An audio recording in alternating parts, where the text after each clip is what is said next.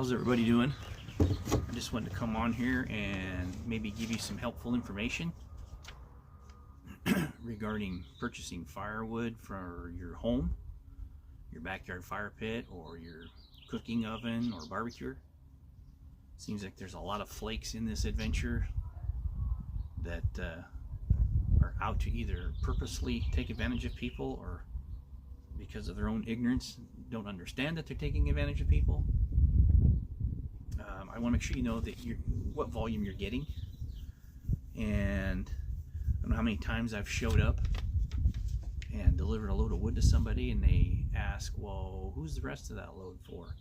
I go, well, it's all yours, you bought it. Well, that's too much. I go, well, no, that's what a cord looks like. There might be a little bit extra, but oh well, that's cheap insurance for me to know that you're getting the right amount and you don't feel like you got taken advantage of. So I remember years ago a local guy that was taking advantage of people, a lot of elderly people, and I would show up, and because they got my name from somebody else, and I gave them what they ordered, and they're like, that's a lot more than what I normally get from this guy. It's like, well, I'm sorry, but this is what you ordered, this is what you get. And that right there, they always called back, and they were pleased, and they stopped getting it from that guy. Well, I run into that guy one day at an auction, and me and another guy went to an auction together, and he was shooting the breeze with him. I snuck away with my tape measure and calculator, and I went and measured this guy's truck and found out that he was shorting these people by almost a third of the volume. He was selling about 66 to 70% of a cord and calling it a cord. And he was undercutting everybody's price by like $20 or $25 or whatever it was at the time. But in the end, he had been more expensive. He was like, on a true cord, he was probably 40, 50 bucks more, whatever the price was at the time. And so those are always repeat customers. You've won them for life. There's another guy in the area who does a lot of advertising on Facebook Marketplace and Craigslist, and I've caught his ads, and the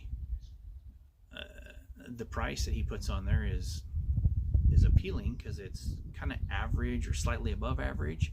So you click on it, but then you read the description, you find out it's for half a cord. It's like, holy cow, people pay this much money for this little volume? I couldn't believe it. And this guy's huge.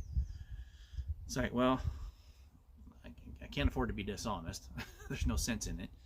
But it's kind of like a gallon of milk. You buy a gallon of milk, and you don't care if they filled it with a tablespoon and put 236 or 256 tablespoons in it, or if they put 128 ounces in it, or if they put 16 cups in it, or 8 pints, or 4 quarts. No matter how you slice it or dice it, it comes out to a gallon. That's all you're concerned about. So if you're making 16-inch wood, which is kind of the old average, 3 rows of 16-inch is 4 feet wide. And if you stack that 4 feet tall and 8 feet long, you've got 128 cubic feet stacked. That's a true cord. Now, if you're cutting 14-inch wood and you use that same 3-row demographic, you're going to come out with 112 cubic feet, which is 16 cubic feet short, which is about 12.5% short. So if you're paying cord price to be shorted 12.5%, you're going to be very disappointed. So I just want to make sure that you know what you're getting. A lot of wood guys don't have time to stack wood, so they've pre-measured it once and know where a level mark is loose in their dump bed or delivery wagon, whatever they're using to deliver. And I stacked one of these years ago on the ground on a flat surface, measured it up, squared it up.